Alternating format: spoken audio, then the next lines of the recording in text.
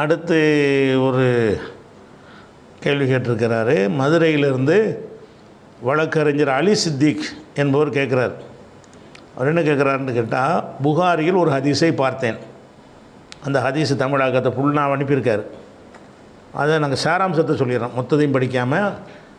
3436வது ஹதீஸ் புகாரியில் இருப்பதாக தமிழாக்கத்தில் இந்த ஒரு ஹதீஸை நான் படித்தேன். இதை பார்க்கும் பொழுது இது ரசூலுல்லாஹ் சொல்லியிருப்பார்களா என்று ஒரு சந்தேகமாக இருக்கிறது. இது சரியான செய்தி தானா அப்படின்னு கேட்டு அந்த 3436வது ஹதீஸின் தமிழாக்கத்தை அப்படி நமக்கு அனுப்பியிருக்கிறார். அதில் என்ன வருதுன்னு கேட்டால், குழந்தையாக இருந்து தொட்டிலில் பேசியவர்கள் 3 பேர் அப்படின்னு இந்த ஹதீஸ் ஆரம்பிக்குது. 3 பேர் நினைஞ்சிருக்காங்க, சின்ன பிள்ளையிலே பேசியிருக்கிறாங்க. பேசுகிறதுனா அதுக்கு ஒரு பருவம் வரணும். அந்த பருவம் அடைஞ்சு அது ட்ரைனிங் எடுத்து பயிற்சிலாம் எடுத்த பிறகு தான் பேச்சு என்ன செய்யும் வரும். அதுக்கு முன்னாடியே குழந்தைகளே பேசுகிறது என்பது மனித இயல்புல இல்லாத ஒன்று. அதில் ரசூலுல்லாஹ் சொல்கிறாங்க 3 பேர் தொட்டிலில் பேசியிருக்கிறாங்க. ஒரு ஆள் ஈசா நபி. இது இப்போ இந்த பஞ்சாயத்தும் இல்லாத ஒரு விஷயம், இது குர்ஆனில் உள்ள விஷயம். ஈசா நபி பேசுனது ஏன்னுட்டா, மரியம் அலைஹிஸ்ஸலாம் கணவன் இல்லாமல் ஆண் துணை இல்லாமல் ஒரு குழந்தையை பெற்றெடுக்கிறாங்கன்னு சொன்னால் அந்த மக்கள் நம்ப மாட்டாங்க. நம்புறதுக்கு எந்த ஒரு ப்ரூஃபையும் கொண்டாந்து காட்டவும் இயலாது. நவீன காலத்தில் இருந்தால் கூட சில ப்ரூஃப்களை காட்ட முடியும், அறிவியல் பூர்வமான ப்ரூஃப்லாம் இன்றைக்கி காட்ட இயலாது. அப்போ என்ன ப்ரூஃப் தான் இருந்தது? எந்த குழந்தையை பெற்றெடுத்தாங்களோ அந்த குழந்தை பேசுது, முடிஞ்சு வச்சுக்காத. இது தப்பான இதில் பிறந்த பிள்ளை இல்லை. கால இன்னி அபுதுல்லா, நான் அல்லாஹ்வுடைய அடிமை, ஆத்தானியல் கிதாப், எனக்கு அல்லாஹ் வேதத்தை தந்திருக்கிறான்னு சொல்லி ஈசா நபி குழந்தை பருவத்திலே பேசினார்கள் குர்ஆனில் இருக்குது. இந்த ஹதீஸில் இது இருக்குது. 3 பேர் தான் சிறுவராக பேசியிருக்கிறாங்க. அதில் ஒரு ஆள் யாருன்னு கேட்டால் ஈசா நபின்ட்டாங்க. அதில் எந்த விவகாரமும் இல்லை. இந்த ஒரு செக்ஷன் ஓகே. 2வது யாருன்னு கேட்டால், இஸ்ராயில் மக்களில் ஜுரைஜ்ங்கிற ஒரு பேரில் ஒருத்தர் இருந்தார். இந்த ஜுரைஜ் என்ன செய்கிறாருன்னா, அவர் ஒரு நல்ல ஒரு மார்க்க ஞானியாக அந்த மதத்தில் ஒரு மார்க்க அறிஞராக இருந்தார். அந்த மதம் அல்லாஹ்வுடைய மதம் தானே. இப்போ தானே இஸ்ரவேலர் மதம் கெட்டுட்டாங்க.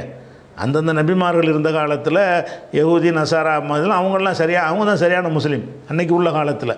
அப்போ அந்த இஸ்ராயல் மக்களில் ஒரு மனிதர் ஜுரைஜ் இருந்தாரா, அவர் என்ன செய்கிறாருன்னு கேட்டால் தொழுதுகிட்டு இருக்கிறார். அவங்க முறைப்படி அவங்க இஸ்ராயல் மக்களுக்கு என்ன தொழுகை எல்லாம் கொடுத்தானோ அந்த தொழுகை பிரகாரம் அவர் தொழுது கொண்டு இருக்கிறார். தொழுதுகிட்டு இருக்கும் பொழுது அவங்க அம்மா என்ன செய்கிறாங்க, ஒரு வேலைக்காக வேண்டி ஜுரைஜின்னு கூப்பிட்றாங்க. இவர் தொழுகையில் இருக்கிறாரு, அவங்க அம்மா ஜுரைஜேன்னு கூப்பிட்றாங்க. இவர் குழம்புறாரு. இப்போ அல்லாவை தொழுவது அம்மா கூப்பிட்றாங்க போகிறதா கன்ஃபியூஸ் ஆகுறார். ஏன்னா அல்லாவை வணங்கணும், தாயை மதிக்கணும். இப்போ தாய் கூப்பிட்றாங்க ஒரு வேலைக்கு அப்படின்னு குழம்பிக்கிட்டு அவர் தொழுதையை நீடிச்சிட்டார். அம்மாவுடைய அழைப்பு என்னமான்னு சொல்லி கேட்கல. அம்மா கூப்பிட்றாங்க, தொழுகையில் இருக்கும்போது பேசக்கூடாது, அவங்களுக்கு அந்த சட்டம் இருந்திருக்கு, அதனால அப்படி சொல்கிறாரு. இல்லாட்டி தான் ஆமான்னு சொல்லிட்டு போயிருப்பார். அவர் பேசுவதா அல்லது என்ன செய்வதுன்னு யோசிச்சுக்கிட்டே அவர் தொழுகையை தொடர்றாரு. அப்போ இந்த அம்மா கூப்பிட்டவனை வரலன்றவுடனே அந்த அம்மா என்ன செய்கிறாங்க, துவா செய்கிறாங்க. ஒரு துவா, அல்லாஹும்ம இறைவா. அவங்க அல்லாவையெல்லாம் ஒழுங்காக நம்பின அம்மாண்டு வர தெரியுது. அந்த அம்மா துவா செய்கிறாங்க, லா துமித்துஹு, இவரை மூத்தாக்கி விடாதே, என் மகனை மூத்தாக்கி விடாதே, ஹத்தா துரியஹு உஜூஹல் முமிசாத், விபச்சாரிகள் முகத்தில் இவன் முடிக்காத வரைக்கும் இவனை மூத்தாக்கிறாத, விபச்சார கேஸில் இவன் மாட்டணும் என் மகன் அப்படின்னு தாய் கோவம் அவங்க துவா செஞ்சிட்டாங்களாம். துவா செஞ்ச உடனே அந்த ஜுரைஜ் அவருடைய அந்த கூடாரம் இருக்கும்ல மடம், அவருடைய மடத்தில் இருக்கிறார். இருந்தவுடனே ஒரு பெண்மணி என்ன செய்கிறாள், அந்த மடத்துக்கு போகக்கூடிய ஒரு பெண்மணி இவரை தப்பான ஒரு நடத்தைக்கு அழைக்கிறார். இவர் மறுத்துடுறாரு. மறுத்த கோபத்தில் அந்த பெண் என்ன செய்கிறான்னு கேட்டால், ஒரு ஆடு மேய்க்கிறவன்கிட்ட போய் அவள் உடல் உறவு கொண்டு ஒரு குழந்தையை பெற்றெடுத்துட்டு 10 மாதம் கழித்து இந்த குழந்தை இவர் தான் தகப்பேன்னு சொல்கிறான்.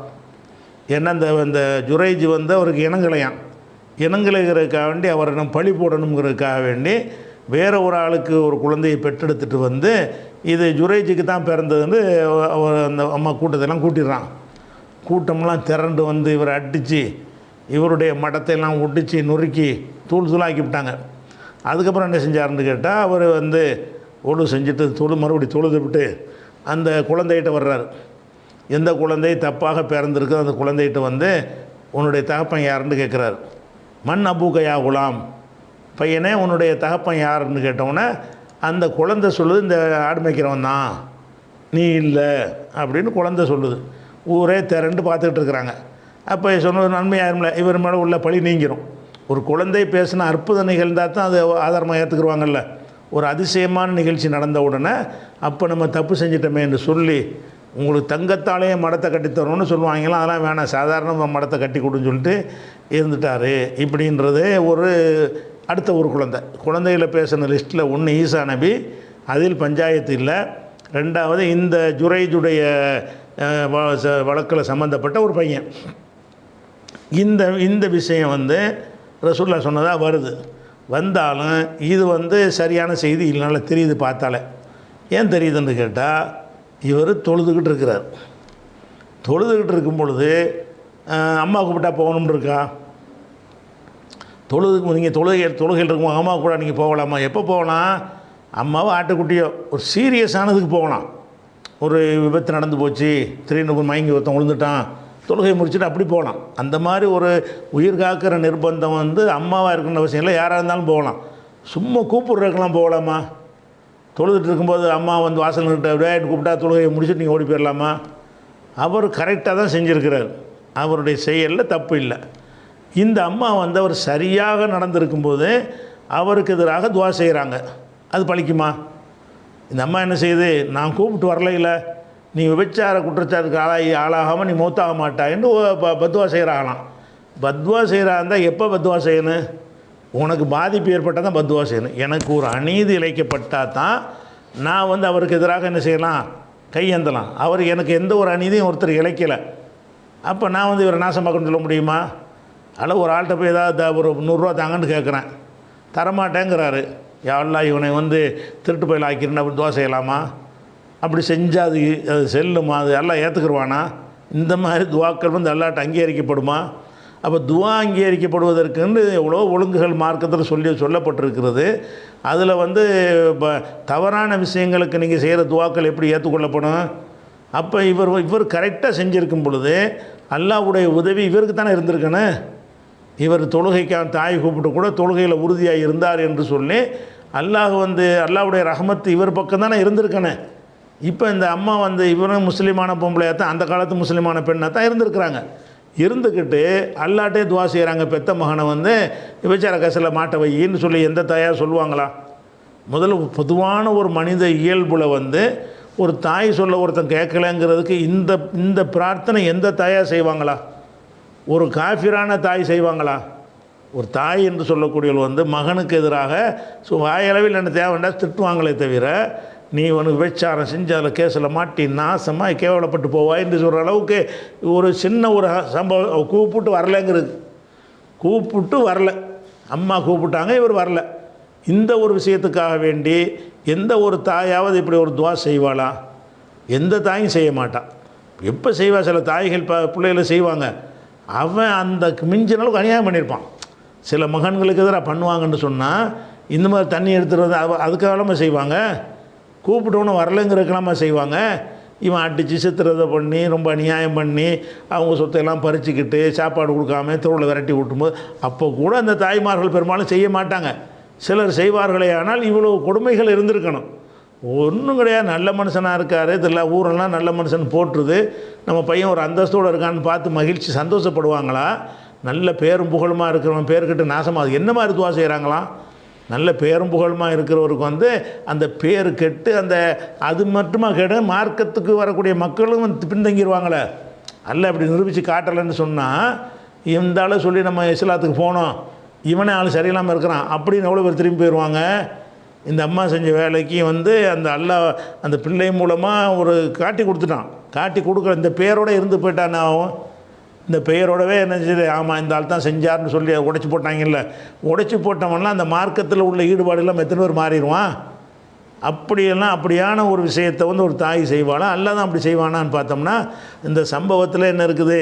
அப்போ இப்படி தான் சட்டமாக சில செலவு ஆலிம்கள் அதை எழுதி வைக்கிறாங்க. இதிலிருந்து என்ன தெரிகிறது என்று சொன்னால், நஃபிலான தொழுகை தொழுகும்போது தாய் கூப்பிட்டால் போகலான்னு நஃபிலானது அங்கே இருக்க. அதாவது ஃபிட்டிங் பண்ணுறதை சரி பண்ணுறதுக்காக வேண்டி தொழுதுகிட்டு இருக்கும்போது போகலான்னு தானே இருக்குது, எந்த தொழுகையும் போகலான்னு ஒன்று சொல்ல முடியல. அதை நியாயப்படுத்த என்ன செய்கிறாங்க, இதிலிருந்து என்ன தெரிகிறது என்று சொன்னால், நஃபிலான வணக்கங்கள் செய்து கொண்டிருக்கும் பொழுது தாய் கூப்பிட்டா போகலாம். நஃபிலான வணக்கம் கொடுக்கும்போது சும்மா போகலாமா, தாய் என்ன கூப்பிடுறது? நஃபிலான நோன்பு வச்சுருக்கும்போது சும்மா நல்ல சாப்பாடை கண்டா நோன்பு முடிக்கலாமே.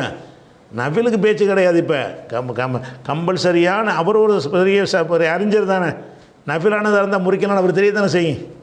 அவரே ஒரு நல்ல ஒரு மார்க் அறிஞர், அந்த மார்க்கத்தில் ஒரு அறிஞராக இருக்கிறாரு. நஃபிலாக இருந்தால் நஃபிலாக தான் முறிக்கலாம் அப்படின்னு அவர் செஞ்சுருப்பார். அப்படி செய்யலை. அதனால் இவங்க பில்டப் கொடுக்குறதுக்கு சரி பண்ணுறதுக்காக அதை செய்கிறாங்களே தவிர இதெல்லாம் நிறைய விஷயங்கள் அதில் மிஸ்டேக்காக வருது. அது ஒரு நாள் இந்த ஒரு சம்பவம் வந்துக்கிட்டு அது இந்த குழந்தைய பேச வச்சு அவருடைய களங்கத்தை எல்லாம் என்ன செய்கிறான், சுமத்துறான். இன்னும் சொல்ல போனால் அந்த தாயுடைய துவாவை ஏற்றுக்கிற மாதிரி தான் ஆயிடுச்சு. கடைசியில் ஃபெயிலியர் அந்த பொம்பளைக்கு தான்.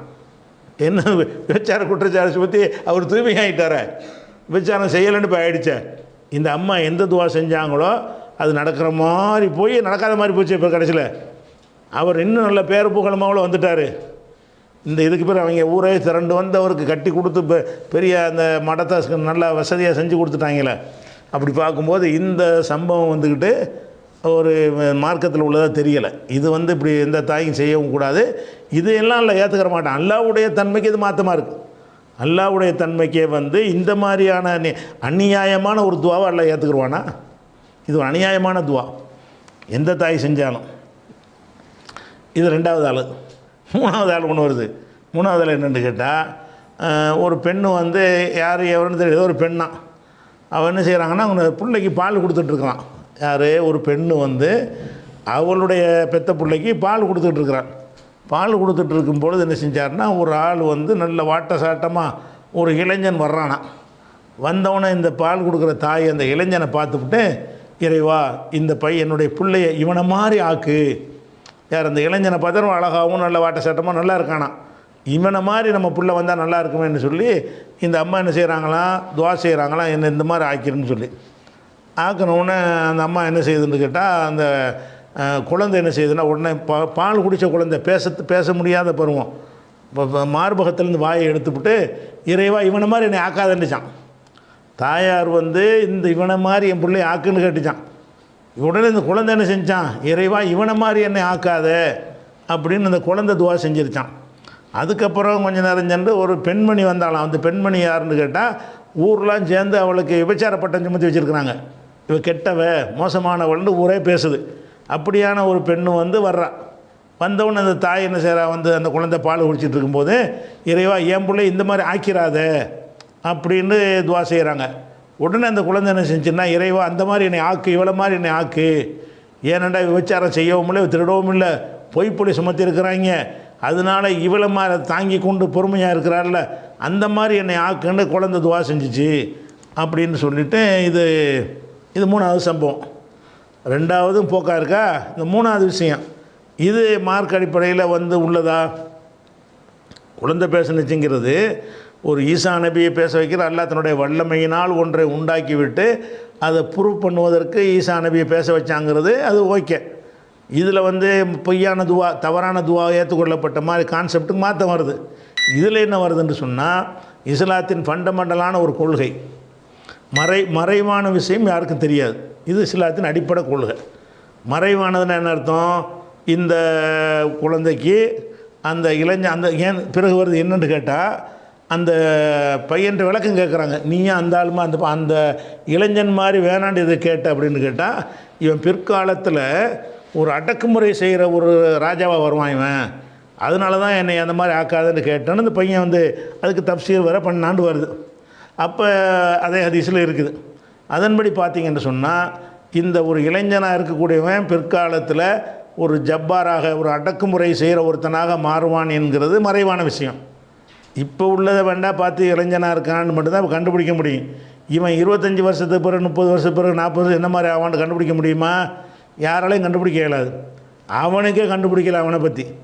மறைவான விஷயங்கள் யாராலையும் கண்டுபிடிக்க இயலாதுங்கிறது இஸ்லாமிய அடிப்படையான ஒரு கொள்கை. இந்த குழந்தைக்கு என்ன தெரிஞ்சிருக்குது, இவனுடைய இந்த இளைஞனை பார்த்தவுடனே பிற்காலம் 50 வருஷத்துக்கு பிறகு 30 வருஷத்துக்கு பிறகு இன்னொரு பெரிய ராஜாவாய் மக்கள்லாம் அட்டைக்கு கொடுமைப்படுத்துவாங்கிறதுலாம் மறைவான விஷயங்கள். 25-20 வருஷத்துக்கு பிறகு நடக்கக்கூடிய ஒரு சம்பவங்கள். இதுகள் எப்படி இவருக்கு தெரியும்? ஒரு குழந்தைக்கு மறைவான விஷயத்தை வந்து அல்லாஹ் அறிவிச்சு கொடுப்பானா? யாருக்காச்சும் கொடுக்க மாட்டான். மறைவான விஷயங்கள் தெரியாது. அதே மாதிரி இந்த பெண் மீது ஒரு பழி சுமத்துறாங்க, அதுதான் வெளிப்படையாக பொறுத்த வரைக்கும் உண்மை. அல்லாவிடத்தில் உண்மை இல்லாமல் இருக்கலாம். அது இந்த குழந்தை எப்படி தெரியும்? இந்த பொய்யான பழி தான் சுமத்துனாங்க, இவன் எந்த தப்பும் செய்யலை அப்படின்னு இந்த குழந்தைக்கு இப்படி மறைவான விஷயம் தெரியும்? மறைவான விஷயம் ரெண்டுமே மறைவான விஷயம் டாப்பிக்கில் வருது. மறைவான விஷயத்தை பொறுத்த வரைக்கும் அல்லாஹ் நமக்கு என்ன சொல்கிறான்னு கேட்டால், மாக்கான் அல்லாஹுலி எதரல் முமினின் அலாமா அன்து மலைஹி ஹத்தா எமீசல் ஹபீசமின தையிபி. அதாவது அல்லாஹ் வந்து இப்போ மூமின் ரசூல்லா காலத்தில் மூமின்கள் முனாஃபிக்கள் கலந்து வாழ்ந்தாங்க. யார் மூமின்னு தெரியாது, யார் முனாஃபிக்னு தெரியாது, அல்லாஹுக்கு தான் தெரியும். ஆனால் முனாஃபிக்குகளும் எந்த மாதிரி இருந்தாங்க? மூமின்கள் மாதிரியே தொழுகைக்கு வருவாங்க, ஜிஹாத் வரைக்கும் என்ன செய்வாங்க? கலந்துக்கிடுவாங்க. அந்த மாதிரிலாம் இருந்தது, ஹஜ் வரைக்கும் செய்வாங்க. அப்போ அல்லாஹ் என்ன சொல்கிறான்னு கேட்டால், நீங்கள் இப்போ எப்படி வந்து இருக்கிறீர்களோ இப்படியே இருக்குமாறு அல்லாஹ் விடமாட்டான். எப்படி இருக்கிறீங்க? மூமினும் முனாஃபிக்கும் கலந்து நீங்கள் இந்த ஊரில் வாழ்ந்துக்கிட்டு இருக்கிறீங்க.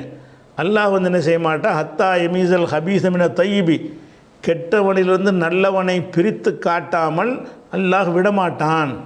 ஒமாக்கான் அல்லாஹூ யுத்லியாக்குமர் அல் கைபி, மறைவான விஷயங்களை அல்லாஹ் வந்து யாருக்கு அறிவிக்க மாட்டான். உலாக்கின் அல்லாஹ் எஜிதபி முருசுலிஹி மையஷா, தூதர்களில் யாரை நாடுகிறானோ அவங்களுக்கு இந்த மறைவானதை சொல்லுவான். இதில் என்ன சொல்லப்படுதுன்னா 329 முனாஃபிக்கும் முனாஃபிக் அல்லாதவர்களும் கலந்து மூமினை போல வாழ்கிறீங்க. ஹபீஸும் இருக்கிறீங்க, தையிபும் இருக்கிறீங்க, கெட்டவனும் இருக்கிறீங்க, நல்லவனும் இருக்கிறீங்க. இப்படியே விட்டுற முடியாது. அது பிரித்து காட்டணும். பிரித்து காட்டுறதா இருந்தால் காலாகாலத்துக்கு இந்த வேலையை நான் செய்ய மாட்டேன்.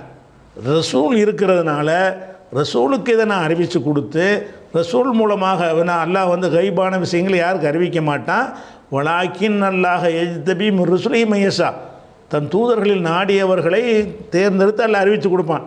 அந்த மாதிரி ரசூல்லாவுக்கு அப்துல்லா இப்னு உபை முனாஃபிக்கு, இந்த அவன் ரசூல்லா கத்தர் முனாஃபிக்கு தெரியும். அப்போ அவங்க நல்லவன் கெட்டவன் கலந்து இருக்கும்போது முனாஃபிக்கு ரசூல்லா வந்து போட்டு தள்ளிட்டு போயிட்டான்னா அவன் யார் ரசூலுக்கு தெரியணும்ல. அப்போ ரசூல் ஸல்லல்லாஹு அலைஹி வஸல்லத்துக்கு வந்து இந்த முனாஃபிக்குகள் பற்றிய விவரங்களை அல்லாஹ் வந்து நெஞ்சான் சொல்லி கொடுத்துருந்தான். சொல்லி கொடுத்து பிரித்து காட்டாமல் அல்லாஹ் விடமாட்டான்னு சொன்ன பிறகு முக்கியமான ஆளுகள் தேர்ந்தெடுத்து இவங்கெல்லாம் முனாஃபிக்குன்னு ரசூலா சொன்னாங்க. அப்போ இந்த மாதிரி வந்து மறைவானது ஒரு விஷயத்தை சொல்லி கொடுக்குறதுக்குன்னா தூதர்களுக்கு தான் அல்லாஹ் சொல்லி காட்டுவான். அதே மாதிரி வந்து ஆலிமுல் கைப், இது 72வது சூறாவில் 27, 28 வசனத்தில் 26, 27, 28 வசனங்களில் இருக்கிறது. ஆலிமுல் கைபி, இவன் மறைவான விஷயத்தை அல்லாஹ் அறியக்கூடியவன்.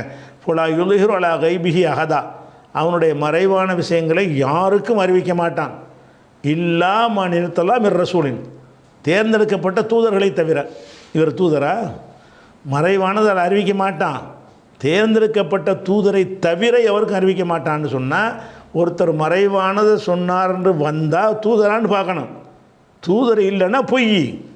ஏன்னா அல்லாஹ் வந்து மறைவான செய்தியை தூதருக்கு மட்டும்தான் சொல்லுவான். அது என்ன கேட்டால் தூதருக்கு கொண்டு எதுக்கு சொல்கிறான்னு கேட்டால் அவருக்காக அதை சொல்வது இல்லை, அவர் மக்களுக்கு எடுத்து சொல்லணும். தூதருக்கு மறைவானதை அறிவித்து விட்டு இதை ஒழுங்காக சொல்கிறியான்னு உனக்கு கண்காணிக்க ஆள் போட்டிருக்காங்கிறான்ல. இப்போ எப்படி ஃபைன்னஹு யஸ்லுக்கு மின்பைன் எதைஹி மின் ஹல்ஃபி ரசதா, முன்னும் பின்னும் கண்காணிப்பாளர்களையும் அல்லாஹ் ஏற்படுத்துகிறான். எதற்காக வேண்டி ஏலம் அன்கத அவ்வளவு ரிசாலாத்தி ரப்பியும், இறைவனுடைய தூது செய்திகளை ஒழுங்காக சொல்கிறாங்களா என்று பார்ப்பதற்கு கண்காணிப்பாளரையும் போட்டிருக்காங்கிறான். அப்போ தூதர்களுக்கு அல்லாஹ் மறைவானதை சொல்வது கூட தூதர் அவருக்கு வைத்துக்கொள்வதற்காக சொன்னதில்லை. அவர் அந்த மறைவானதை மக்களுக்கு சொன்னாரா? சொர்க்கம் நரகம் அதெல்லாம் மறைவானது தானே, அதை பற்றி தூதருக்கு சொல்கிறான். தூதர் மட்டும் வச்சுக்கிறதுக்காக சொன்னால் இல்லை, நமக்காக தான் சொன்னான். அப்போ அந்த தூதர் வந்து மறைக்காமல் அதையெல்லாம் மக்களுக்கு சொன்னாரா என்பது கண்காணிப்பதற்காக வேண்டி கண்காணிக்கும் மாணவர்களை நியமித்திருக்கிறேன் எல்லாம் சொல்லி காட்டான். அப்போ இந்த 72, 26 வசனம் சொல்கிறது, 27 வசனம் சொல்கிறது, மறைவான விஷயங்களை தேர்ந்தெடுக்கப்பட்ட ரசூலை தவிர யாருக்கும் அறிவிக்க மாட்டான்னு சொன்னால் இந்த குழந்தைக்கு எப்படி இவ்வளவு தெரிஞ்சது? அது யார் ரசூல்? அது ஈசா நபிக்கு தெரிஞ்சுன்னு சொன்னிச்சுன்னா ரசூல். ஈசா நபி வந்து மறைவானதை சொல்கிறார், அவர் இனிமேல் நடக்கிறலாம் சொல்கிறார் பிறந்தவனை. அவர் எப்படி சொன்னார்னு கேட்கல. ஏன்னாடா ரசூலுக்கு தான் உண்டு விதிவிலக்கு இருக்க. மறைவானது எல்லாம் அறிவிக்க மாட்டான் தூதருக்கு தவிர. அப்போ ஈசா நபி தூதருங்கிறது கன்ஃபார்ம், அவருக்கு அறிவிக்கலாம். இந்த குழந்தை யார்? தூதரா? அந்த பொம்பளை யாருன்னு தெரியலை, அந்த குழந்தை யாருன்னு தெரியலை, எந்த வருஷம் நடந்ததுன்னு தெரியலை, பேரும் தெரியலை, ஊரும் தெரியலை, முட்டையாக ஒரு பொம்பளை ஒரு புள்ளன்னு வருது. அந்த ராஜா யாருன்னு தெரியலை, அந்த விபச்சார பொம்பளைன்ற அது யாருன்னு தெரியலை, சும்மா மொட்டையாக ஒரு செய்தி வருகிறது. அப்படியான ஒரு ஆளுக்கு வந்து மறைவானது அதில் அறிவித்து கொடுப்பானா? அப்போ மறைவானது அறிவிக்கிறதுக்கு செய்வானா? செய்வான். கண்டிஷன் என்ன? தூதராக இருக்கணும். இல்லா மனிர்த்தலாம் ரசூலின், தூதர்களில் பொருந்தி கொண்டவரை தவிர வேறு யாருக்கும் பொலா யுல்லுகிறாளாக ஐபிகியாகதா, மறைவானதை அல்லாஹ் வந்து அறிவித்து கொடுக்கவே மாட்டான். அப்போ அந்த குரானோடு மோதுது இந்த சம்பவம். குழந்தைக்கு வந்து இவன் வந்து இந்த சர்வாதிகாரியாக போவாங்கிற ஒரு விஷயத்தை அறிஞ்சிருச்சு. இந்த பெண் மீது சுமத்தப்பட்ட குற்றச்சாட்டுங்கிறது மறைவானது. ஒன்றில் வருங்காலத்தில் உள்ள மறைவானது, ஒன்றில் சென்ற காலத்து மறைவானது. இந்த இளைஞனாக இருக்கிறவன் இனி எப்படி ஆவான், அந்த மறைவானது குழந்தைக்கு தெரியுது. இந்த விபச்சார குற்றச்சாட்டு சுமத்தின பெண் மீது நேற்று சுமத்தின குற்றச்சாட்டு பொய்ங்கிறது இப்போ தெரியுது. அவன் மறைவானதில் காலத்தால் முந்தினது மறைவானது தான், காலத்தால் பிந்தினது மறைவானது தான். இந்த குழந்தையை பொறுத்த வரைக்கும் மனிதனாக வாழ்ந்திருந்தால் கடந்த காலத்தில் உள்ளது மறைவானதில் நீங்கிரும். படிச்சிருப்போம், தெரிஞ்சிருப்போம். இப்போ தான் குழந்தையாக இருக்குது. இந்த குழந்தையை பொறுத்த வரைக்கும் நேற்று நடந்தது மறைவானது தான், நாளைக்கு நடக்க போகிறது மறைவானது தான். ரெண்டு ஞானமும் சேர்த்து அந்த குழந்தைக்கு இருந்திருக்கு. இவன் இப்படி தான் ஆவான், இவன் மேலே சொன்ன குற்றச்சாட்டு பொய், ரெண்டையும் சொல்லியிருக்கு. அதனால் இந்த ஹதீஸ் வந்து புகாரில் இருந்தாலும் முஸ்லீமில் இருந்தாலும் எதில் இருந்தாலும் சரி தான், அதில் அந்த மூன்றில் ஒரு பங்கு தான் உண்மை. அது என்ன பங்கு? அது ஈசா நபி சம்பந்தமாக சொன்னது, குழந்தைகளை பேசுனதாக சொன்னால் அது மட்டும் உண்மை. மீதி அந்த ரெண்டு விஷயங்களுமே இஸ்லாத்தின் பல அடிப்படைகளுக்கு மாற்றமாக இருக்கிறதுனால இது எதோ இஸ்ராயல் கதையை கேட்டு ரசூல்லா பேரில் ஏதோ சொறி விட்டுட்டாங்கன்னு தான் என்ன செய்யணும், அதை நம்ம எடுத்துக்கொள்ளணும். அப்படி மாதிரி இல்லைன்னா இதெல்லாம் மறைவான விஷயம் வந்து இவங்களுக்கெல்லாம் இருக்குதுன்னு ஒத்துக்கிற வேண்டி வரும்.